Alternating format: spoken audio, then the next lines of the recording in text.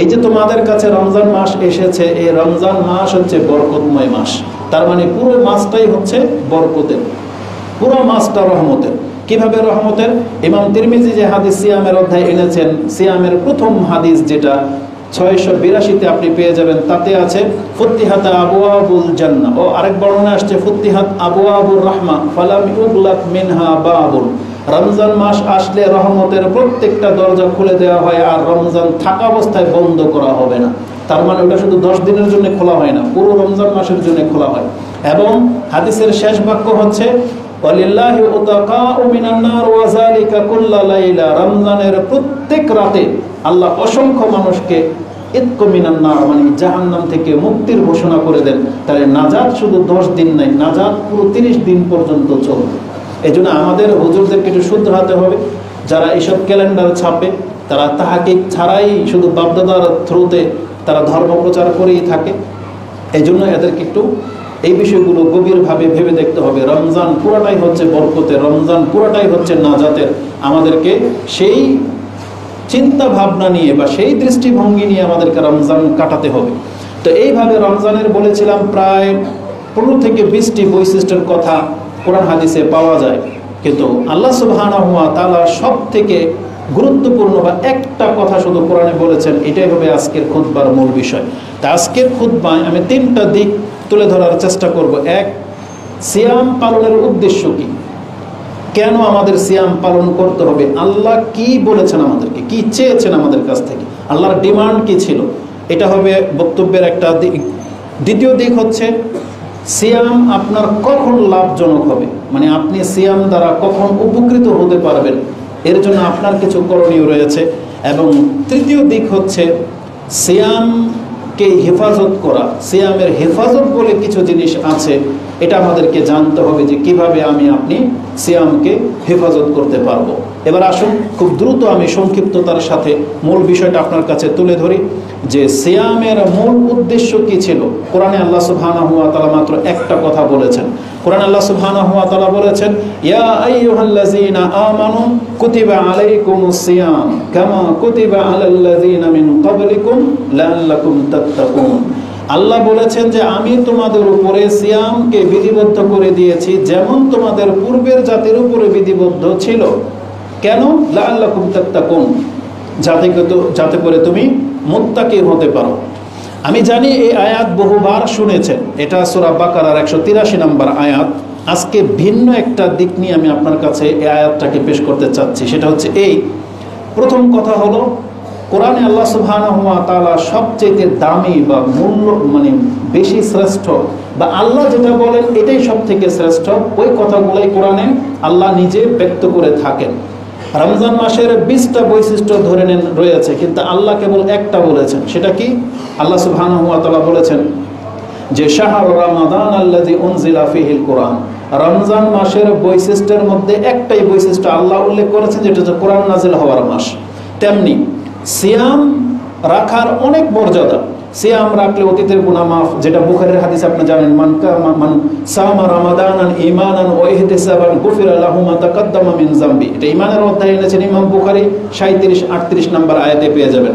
রাসূলুল্লাহ সাল্লাল্লাহু আলাইহি ওয়াসাল্লাম বলেছেন, যেই ব্যক্তি একদিন আল্লাহর রাস্তায় সিয়াম পালন করবে তাকে 70 বছরের দূরে রেখে দেওয়া হবে জাহান্নাম থেকে। তারপরে বলা হয়েছে সায়েম ব্যক্তির জাযা আল্লাহ নিজের হাতে দেবেন।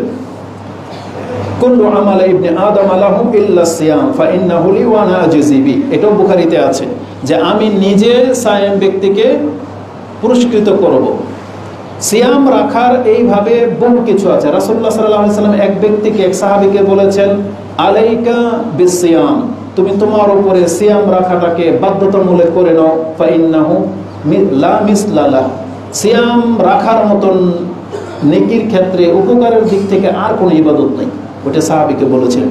এইভাবে সিয়ামের বহু মর্যাদা রয়েছে, কিন্তু আল্লাহ একটা কথা বলেছেন যে সিয়াম তোমাকে মুত্তাকি বানাবে। সিয়ামের উদ্দেশ্য হচ্ছে যাতে করে তুমি তাকওয়াবান হতে পারো। কেন? এটা আমি শুধু আজকে আপনাকে দেখাতে চেয়েছি। আল্লাহ সুবহানাহু ওয়া তাআলা চাইলে সরাসরি জান্নাতের কথা বলতে পারতেন যে আমি তোমাদের উপরে সিয়াম ফরজ করেছি যাতে করে তোমরা জান্নাতি হতে পারো। সিয়াম কিন্তু জান্নাতে যাওয়ার একটা আমল। একবারে সরাসরি জান্নাতের কথা আছে।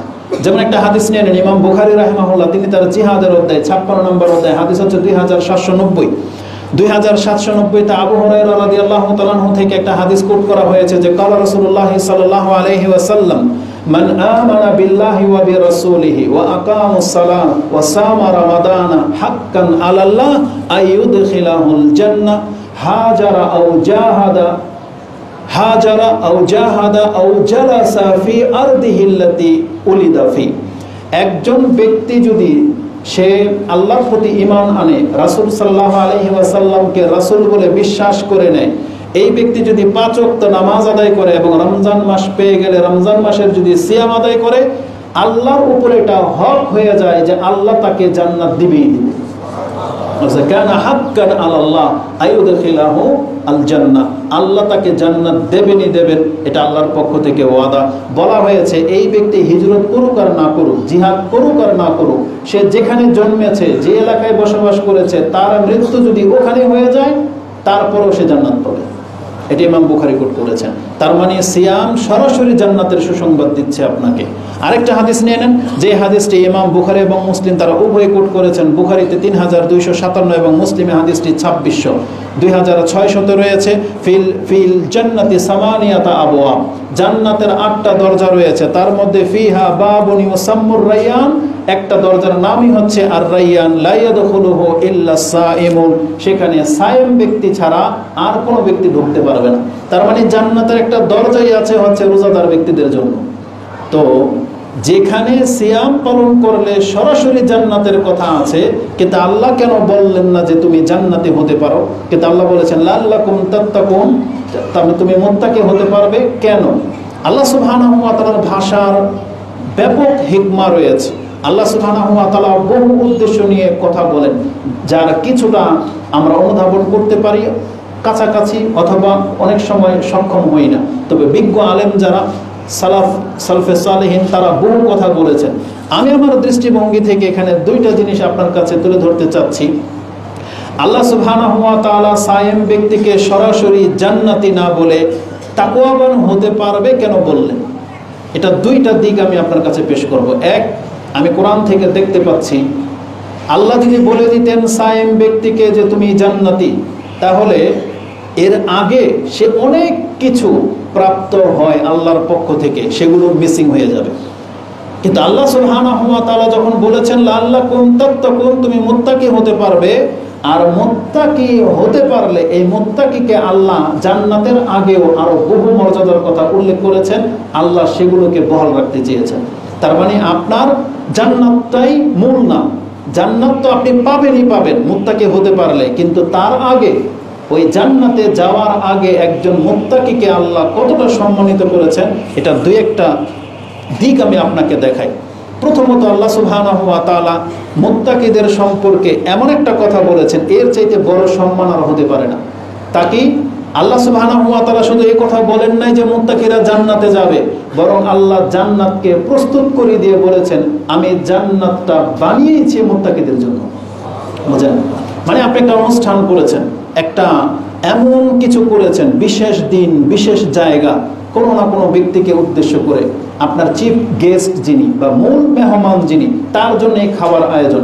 সেই খাবার কিন্তু অনেকে খায়, কিন্তু মূলকে যার উদ্দেশ্যে এটা করা হয়েছে, যাকে সম্মান দেওয়ার জন্য এই সিস্টেম চালু করা হয়েছে, গেট সাজানো হলে, গালিচা বিছানো হলে সেটার উপর দিয়ে অনেকেই হাঁটে, কিন্তু সবার জন্য কিন্তু সেটা বিছানো হয় নাই।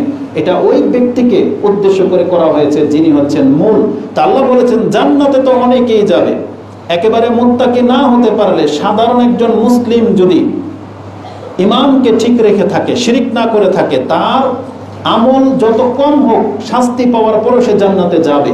কিন্তু আল্লাহ বলেছেন মূলত আমি জান্নাতটাকে প্রস্তুত করেছি কাদের জন্য? মুত্তাকিদের জন্য। উইদ্দাত লিল মুত্তাকিন, আল্লাহ বলেছেন আমি জান্নাতকে প্রস্তুতি করেছি মুত্তাকিদের জন্য। মুত্তাকিদেরকে এর চাইতে বড় সম্মান আর কোনো ভাষা দিয়ে আপনি দেখাইতে পারবেন না, যেটা আল্লাহ সুবহানাহু ওয়া তাআলা উল্লেখ করে দিয়েছেন সূরা আলে ইমরানের 133 নম্বর আয়াতে পেয়ে যাবেন।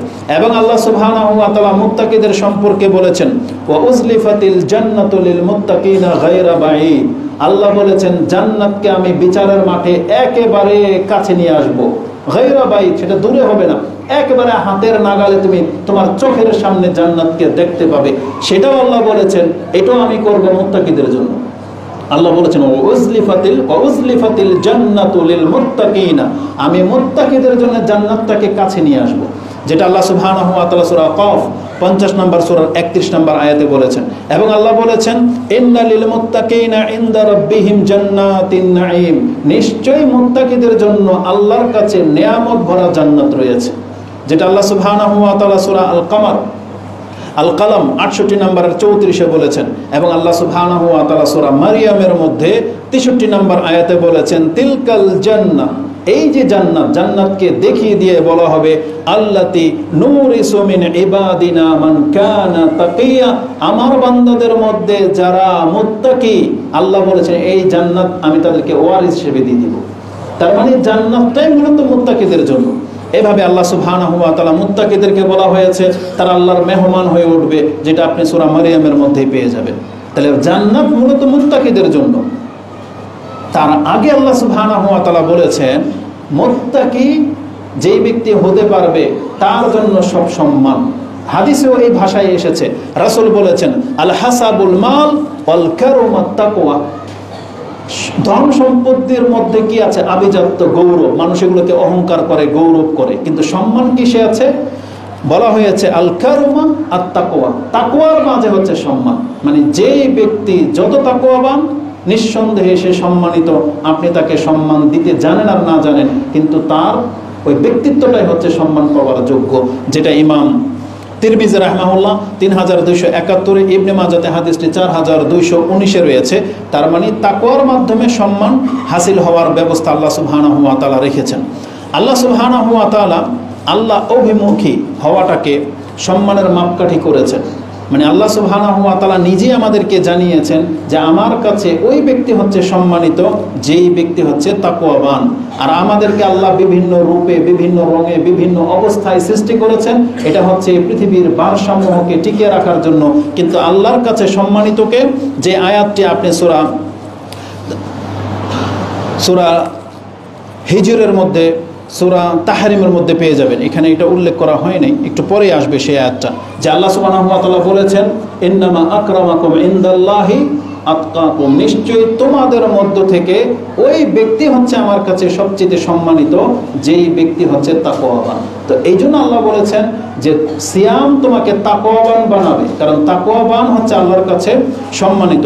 রাসূলুল্লাহ সাল্লাল্লাহু আলাইহি ওয়াসাল্লাম তিনি বলেন কাদ আযহাবাল্লাহু আনকুম উবাইয়াতাল জাহিলিয়া, জাহিলিয়াতের যুগে মানুষ অর্থ সম্পত্তি দিয়ে বড়াই করত, জনবল, গোষ্ঠী, এগুলো নিয়ে বড়াই করত।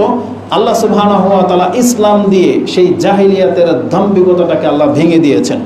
ওয়া ফাখরা বিল আবাই, এবং বাপদাদার গর্ব করত জাহিলিয়াতের যুগে, কিন্তু ইসলাম সেটাকে ভেঙে দিয়েছেন। ইসলামের মূলনীতি হলো মুমিনুন তাকিয়ুন, মুমিন মুত্তাকি, এটা হচ্ছে সম্মানের মাপকাঠি। ও ফাজিরুন শাকিয়ুন, আর যারা হচ্ছে পাপিষ্ট তারা হবে হতভাগা। আন্নাসু বানু আদম ও আদমু মিন তুরাব, মানুষ হচ্ছে আদম সন্তান, আর আদম হলেন মাটির তৈরি। মানে এটা বলে দিয়ে রাসূলুল্লাহ সাল্লাল্লাহু আলাইহি ওয়াসাল্লাম আপনার অহংকারটাকে থামাতে বলেছেন, অহংকার থেকে মুক্ত হতে বলেছেন, যে আমার অস্তিত্বের মূল হলো মাটি, এজন্য আমি যত বড় কিছু হয়ে যাই না কেন আমাকে মাটিতে আবার ফেরত যেতে হবে। এটা বলে রাসূলুল্লাহ সাল্লাল্লাহু আলাইহি সাল্লাম আমাদের অহংকারটাকে কমাতে বলেছেন, যে টাকা পয়সার, জনবল এগুলো গর্বের বিষয় না, মূল গর্বের বিষয় হচ্ছে তাকওয়াবান হওয়া। যেমনটা আল্লাহ সুবহানাহু ওয়া তাআলা উল্লেখ করে দিয়েছেন যে ইন্না আকরামাকুম ইনদাল্লাহি আতকাকুম, যেটা আপনি সূরা হিজরের মধ্যে পেয়ে যাবেন 13 নম্বর আয়াতে। তো তাকওয়াবান ব্যক্তি আল্লাহর পক্ষ থেকে যেই জিনিসগুলো প্রাপ্ত হবে তার একটি হলো, যেমনটা বলেছিলাম সূরা মারিয়ামের মধ্যে, যে তাকওয়াবান ব্যক্তি আল্লাহর কাছে মেহমান হয়ে উঠবে। আল্লাহ বলেছেন ইয়াউমা নাহশুরুল মুত্তাকিনা ইলার রাহমানি ওয়াফদা, আল্লাহ বলেছেন কিয়ামতের মাঠে আমি মুত্তাকিদেরকে আমার মেহমান করে হাশরের মাঠে উঠাবো, যেটা আপনি সূরা মারিয়ামের 85 নম্বর আয়াতে পেয়ে যাবেন। আল্লাহ সুবহানাহু ওয়া তাআলা বলেছেন তার পূর্বে দুনিয়াতে তাদের সম্মান কি? আল্লাহ সুবহানাহু ওয়া তাআলা বলেন আমি তাকওয়াবানদের সাথে আছি, ওয়াত্তাকুল্লাহ ওয়া আলামু আন্নাল্লাহা মাআল মুত্তাকিন, আমি মুত্তাকিদের সাথে থাকি। এটা আল্লাহ সুবহানাহু ওয়া তাআলা কোরআনের 3টা জায়গায় বলেছেন, তার মধ্যে সূরা আলে ইমরান সূরা বাকারাতে এবং সূরা তাওবাতে পেয়ে যাবেন। সূরা বাকারাতে 194 নম্বর আয়াত, সূরা তাওবাতে 36 এবং 123 নম্বর আয়াতে পেয়ে যাবেন। আল্লাহ সুবহানাহু ওয়া তাআলা বলেছেন, আমি মুত্তাকিদের সাথে আছি, আমি মুত্তাকিদেরকে ভালোবাসি।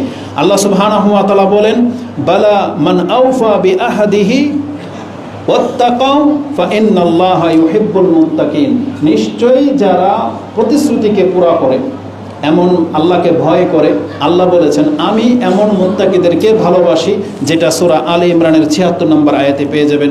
এবং মুত্তাকিদের সম্পর্কে অনেক বড় একটা কথা যেটা আল্লাহ সুবহানাহু ওয়া তাআলা বলেছেন, ইন্নামা ইয়াতাকাব্বালুল্লাহু মিনাল মুত্তাকিন।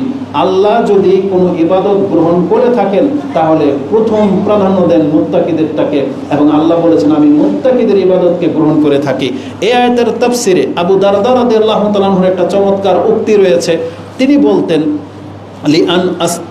লিআন আস্তাইকিনা আন্নাল্লাহা কাদ তাকাব্বালা মিন্নি সালাতান ওয়াহিদাতান।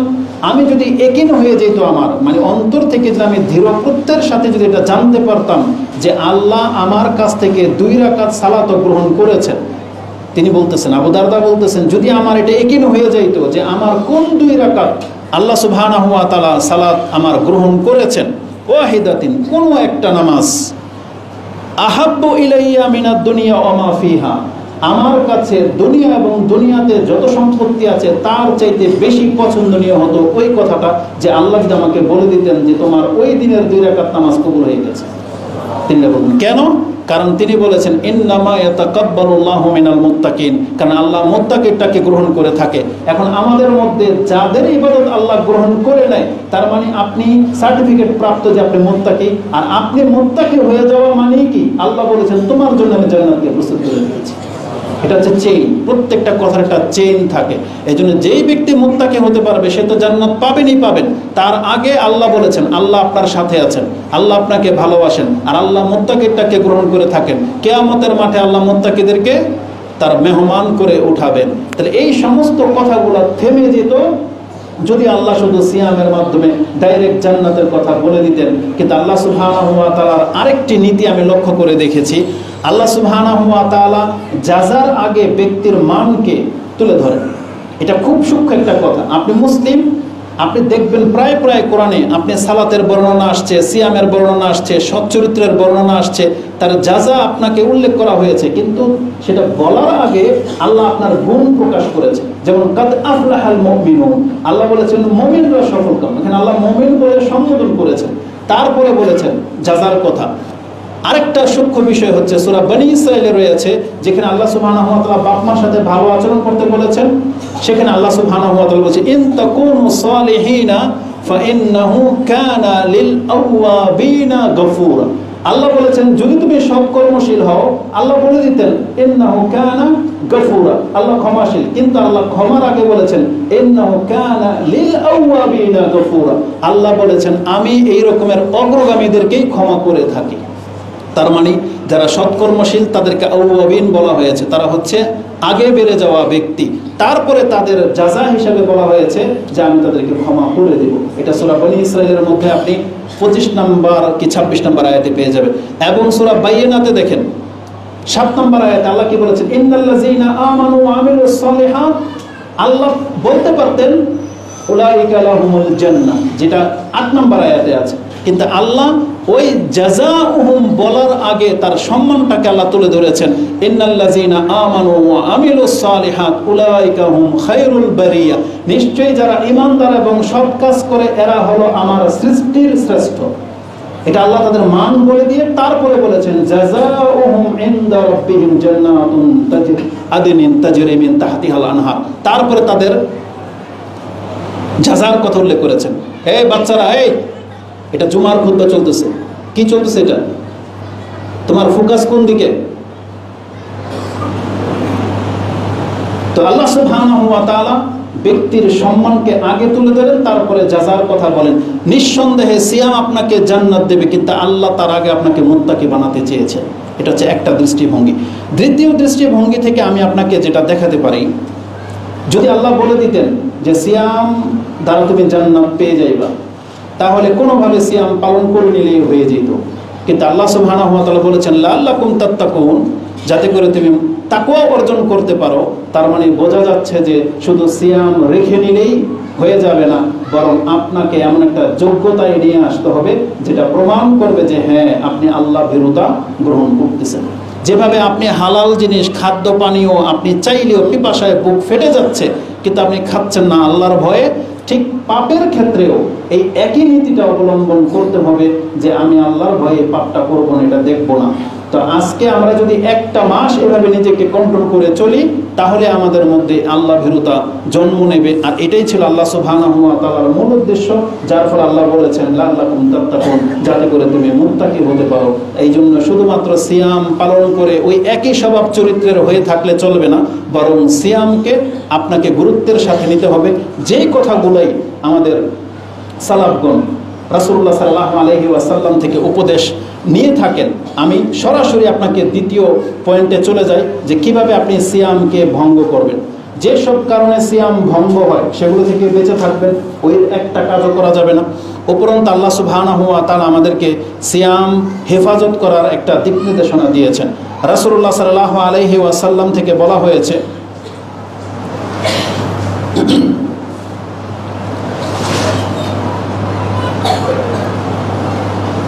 তিনটা হাদিস আপনাকে মুখস্থ বলে দিই। রাসূলুল্লাহ সাল্লাল্লাহু আলাইহি সাল্লাম বলেছেন, ইমাম বুখারী যে হাদিসটা কোট করেছেন, মান লাম ইয়াদা কাওলা যুর ওয়াল আমালা বিহি ফালাইসা লিল্লাহি হাজাতুন আইয়াদা আতামাহু ওয়া শারাবা।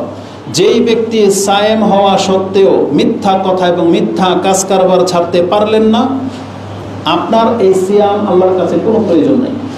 লাইসা বলা হয়েছে মান লাম ইয়াদা কাওলা যুর, যেই ব্যক্তি মিথ্যা ছাড়তে পারলো না, ফালাইসা লিল্লাহি হাজা, আল্লাহর কোনো প্রয়োজন নাই এই ব্যক্তির আইয়াদা আতামাহু ওয়া শারাবা, সেই খাদ্য ছেড়ে দিয়ে বসে আছে, পানি ছেড়ে দিয়ে বসে আছে, আল্লাহ বলছে আমার এর কোনো প্রয়োজন নাই। ইবনে খুযাইমা এবং ইবনে হিব্বানের মধ্যে যে হাদিসগুলো এসেছে এবং ইবনে মাজাতে রয়েছে, রাসূলুল্লাহ সাল্লাল্লাহু আলাইহি ওয়াসাল্লাম বলেছেন, লাইসা সিয়ামু মিনাল আকলি ওয়াশ শুরবি ফাকাত, নিশ্চয়ই পানি আর খাদ্য ছেড়ে দেওয়ার নাম সিয়াম না, ইন্নামা সিয়ামা আসিয়ামু মিনাল লাগwi ওয়ার রাফাস।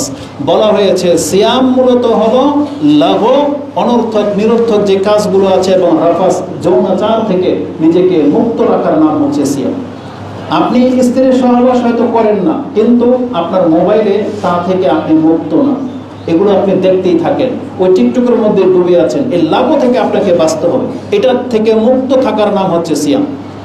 আর এটা যদি না করেন তাহলে এই সিয়াম আপনার কোনো কাজে আসবে না। বরং রাসূল বলেছেন, রুব্বা সাইমিন লাইসা লাহু মিন সিয়ামিহি ইল্লাল জু ওয়া রুব্বা কাইমিন লাইসা লাহু মিন কিয়ামিহি ইল্লাস সাহার।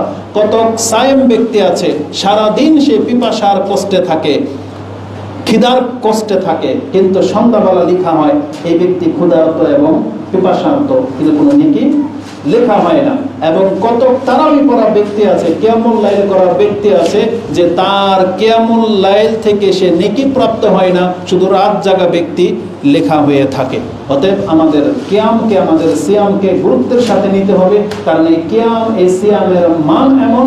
রাসূল বলেছেন, মান কামা রামাদানান ঈমানান ওয়া ইহতিসাবান, মান সামা রামাদানান ঈমানান ওয়া ইহতিসাবান, বিশ্বাসের সাথে এবং আল্লাহর কাছে নেকির প্রত্যাশা নিয়ে আপনাকে কিয়ামুল লাইল করতে হবে, প্রত্যাশার সাথে আপনাকে সিয়ামগুলো অতিবাহিত করতে হবে। তাহলে কি হবে? তাকাদ্দামা সিয়ামা মান কামা রামাদানান ঈমানান ওয়া ইহতিসাবান গুফিরা লাহু মা তাকাদ্দামা মিন যামবি। তাহলে আল্লাহ আপনার অতীতের যে সাগীরা গুনাহগুলো আছে সব আল্লাহ সুবহানাহু ওয়া তাআলা মাফ করে দিবেন। এটা হচ্ছে আমাদেরকে এই প্রত্যাশা নিয়ে এই আমলগুলো করতে হবে। তো রাসূলুল্লাহ সাল্লাল্লাহু আলাইহি ওয়াসাল্লাম তিনি আমাদেরকে যেটা বোঝাতে চেয়েছেন, আমাদেরকে সিয়াম পালন করে নিজেকে তাকওয়াবান ব্যক্তির যোগ্যতা হাসিল করতে হবে। এটা ছিল আল্লাহ সুবহানাহু ওয়া তাআলার মূল উদ্দেশ্য। এটা ছিল মূল, যে আমরা মিথ্যা ছেড়ে দেব, আমরা পাপাচার থেকে মুক্ত থাকব, মূর্খামি ছেড়ে দেব। এটা যদি আমরা অর্জন করতে না পারি তাহলে এই সিয়াম আমাদের কোনো উপকারে আসবে না।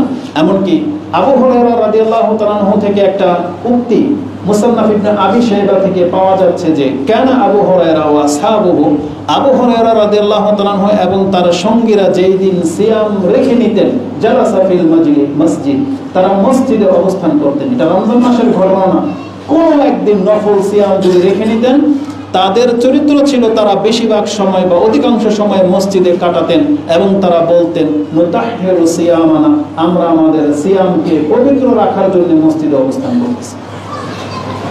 আমরা কি বুঝি যে সিয়ামকে কিভাবে পবিত্র রাখতে হয়? এটা আমরা বুঝি না, কারণ আমরা এমন জাতের জাতি। আপনি বাজার ঘাটগুলোতে যান, যে আচরণ শাবান মাসে ছিল ওই একই আচরণ রমজান মাসে, যে আচরণটা সিয়াম ছাড়া ছিল ওই একই আচরণ সিয়াম রাখা অবস্থাতেও ওই একইভাবে সময় পার হয়ে চলে যাচ্ছে।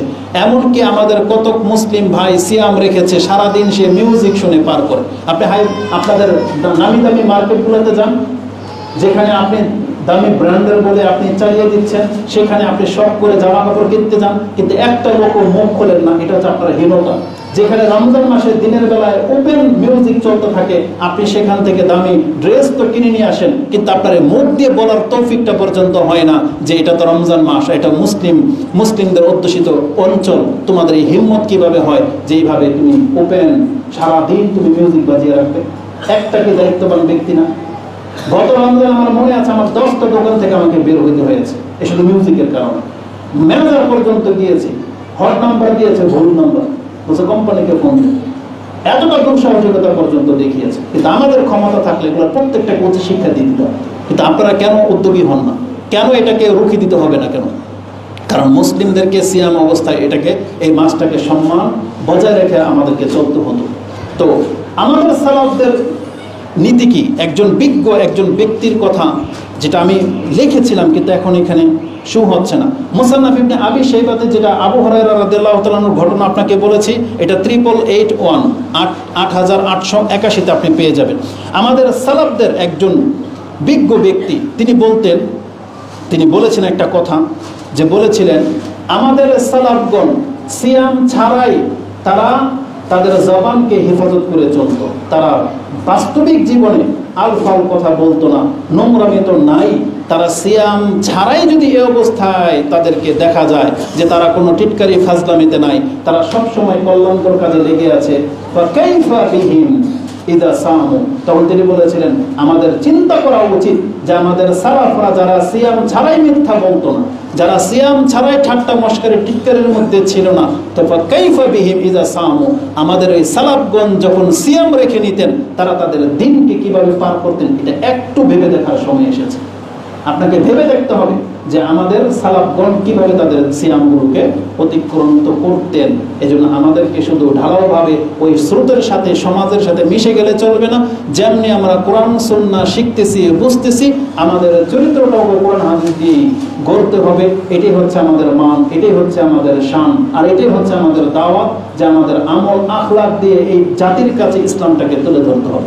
এই ইসলামটা ঘোলাটে হয়ে গেছে, ইসলামটাকে যে যার মতো করে ব্যবহার করতেছে না। এই কোরআন সুন্নাহর এই মজলিসগুলো থেকে, এই মাদ্রাসাগুলো থেকে যে শিক্ষাটা দেওয়া হয়, এই শিক্ষাটা নিয়ে নিজেকে সেই শিক্ষিত করতে হবে এবং সেটা আমলে প্রতিফল করতে হবে। এটাই দাবি নিয়ে আজকের এই খুতবা আমি এতটুকুই ক্ষান্ত করে দিচ্ছি যে আমাদেরকে বলা হয়েছে সিয়াম যেন আপনাকে আমাকে তাকওয়াবান ব্যক্তি বানাতে পারে। আল্লাহ তুমি আমাদেরকে কবুল করো। আকুলু লিকাউলি হাযা আস্তাগফিরুল্লাহ লি ওয়া লাকুম ওয়া লিসাইরিল মুসলিমিন ফাস্তাগফিরু ইন্নাহু হুয়াল গফুরুর রাহিম।